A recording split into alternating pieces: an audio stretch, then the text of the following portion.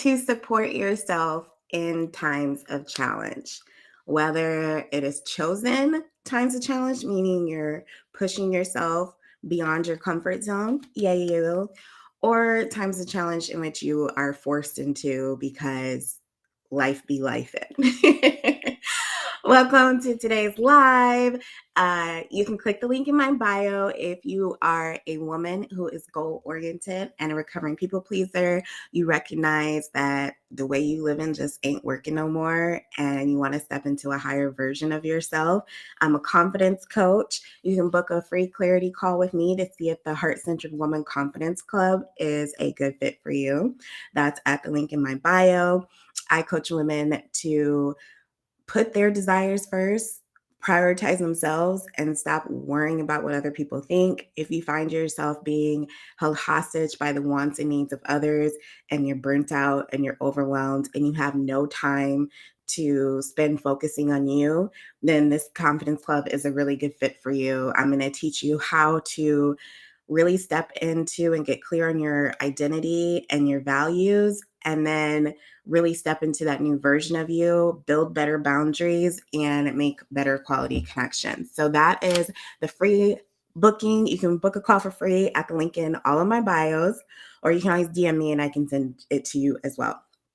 So the reason why this was highly appropriate right now.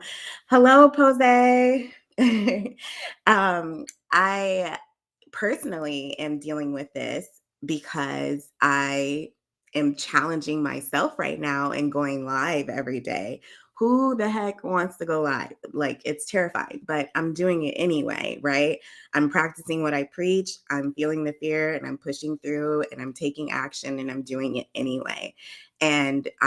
So this was perfect on my mind. And I wanted to tell you exactly how I support myself in times of challenge when I'm pushing myself beyond my comfort zone and doing something that terrifies me, or in situations like when we get shutdowns and COVID happens, or our family member gets sick, or work becomes more stressful, or bills get too high.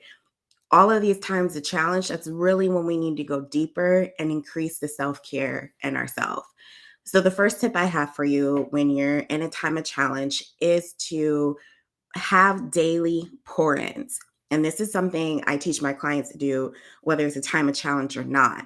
When you have daily pour-ins, you essentially, what that is literally how it sounds. So a daily pour-in needs to be something that literally replenishes you, energizes you, and makes you feel good and like takes really good care of you. So yes, it's self-care, sure, but it's also doing things for enjoyment and making sure that you make time for that every single day. So an example of my daily pouring, like my absolute favorite daily pouring that I do for myself, is sitting on my patio in my hammock. And sometimes I'll include like a nice mug of green tea, or I might include a book for fun.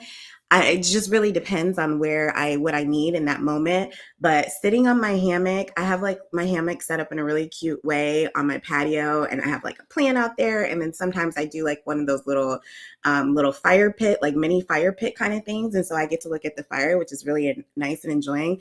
But it's just a time to like really be with myself and just energize and fuel myself. And so it's incredibly important that we have those moments.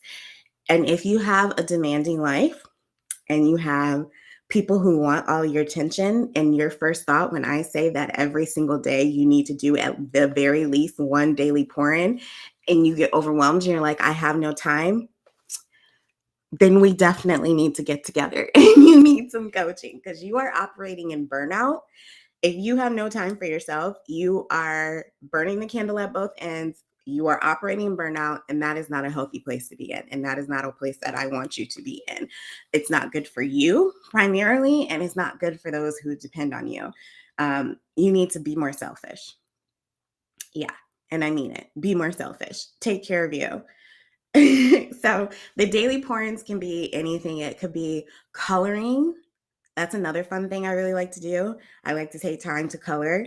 And sometimes I switch it up. So I don't necessarily do the same daily pour-in every day. Sometimes it's just like literally sitting on the floor and staring up at my ceiling fan. And that's my daily pour-in.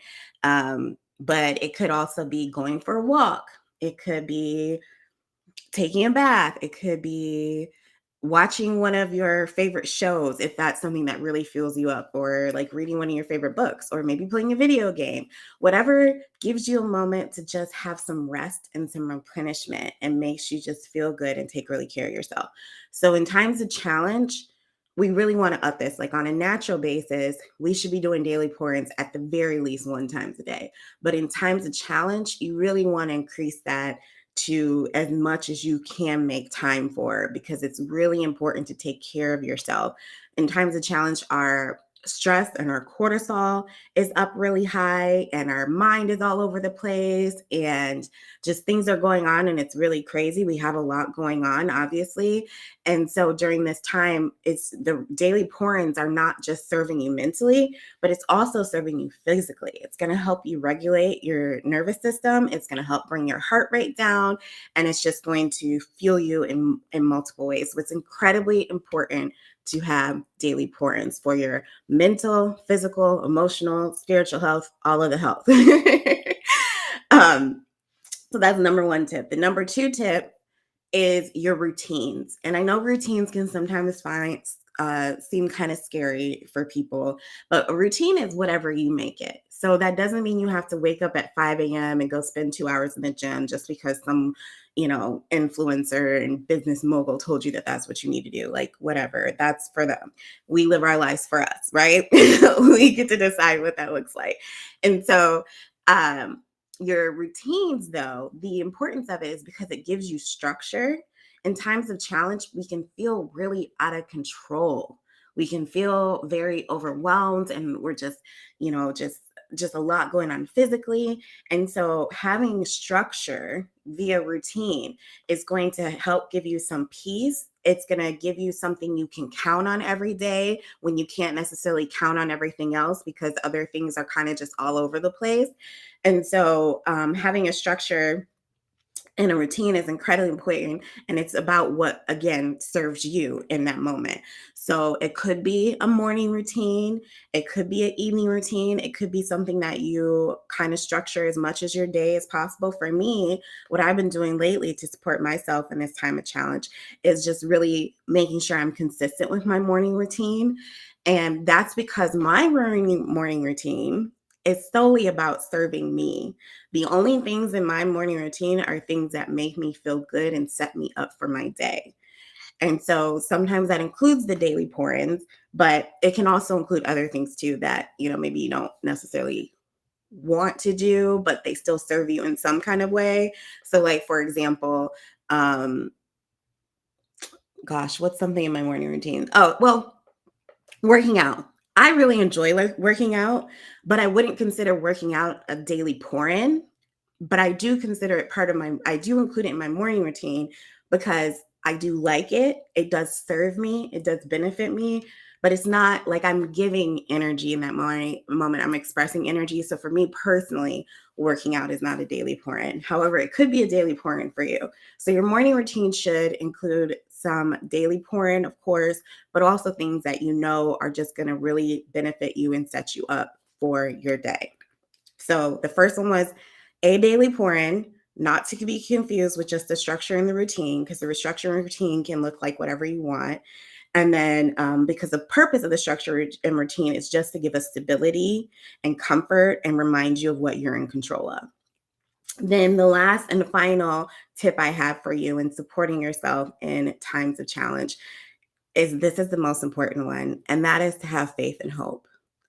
And for me, that is faith in God. If that's not faith and hope in God for you, it's got to be some kind of faith and hope that things will get better. You have to have a belief that what you're going through, if it's a challenge that you're pushing yourself out of your comfort zone, you have to believe that this is going to benefit you and that this is going to be worth it. And if it's a challenge that's been forced upon you, then you have to believe and have faith that this is not going to last forever. You have to be able to look up and have hope that things are going to get better, to see a future in which things are different than what they are now. That is what's going to keep you going. If you're stuck in this moment and all you see is the struggle, that is really hard. And it's not obviously helpful, or it doesn't keep us going, and it just makes what we're going through even harder. So if you can take a moment to visualize and to have hope and to have faith and to pray or to do whatever it is that you do, that is really going to help you get through this time of struggle. So again, our top 3 tips and how to support yourself in times of trouble is: 1, to have daily pour ins. And we talked about what that is. Daily pour ins are things that replenish you and energize you.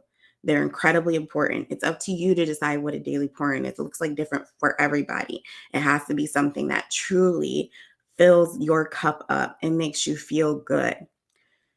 The second one is to have some kind of structure or routines, because those structures and routine are going to provide you with comfort, stability, and remind you that you are in control of some things. It allows you to focus instead of focusing on everything that's out of your control. A structure and routine is going to help you focus on what actually is in your control and what you can do in this time to impact it in any way that you can. And the third way to support yourself in times of challenge is to have faith and hope that things will get better. It will be worth it, and it will evolve you and change you and grow you through this time of challenge. You're going to come out on the other side better than what you were before you went in it. And I know sometimes it doesn't feel like that, especially if this challenge was thrown upon you and not something you chose. But the fact of the matter is, you are strong. You can do hard things. You will get through this, and you have to have faith that you will. So, again, my name is Anna Stewart. I'm a confidence coach for women who are goal oriented, recovering people pleasers. I coach them in how to put themselves first and stop worrying about what other people think, so that they can finally live their life for themselves and not be held back and burdened by the opinions, wants, and needs of others. It's really about intentional living, life by design, and living yourself for you. And you can book a free clarity call at the link in my bio to see if the Heart Centered Woman Confidence Club is a good fit for you. Thank you for being here today. Make sure you comment, replay. If you're on the replay, ask me whatever questions you have, and I'll catch y'all next time. Bye.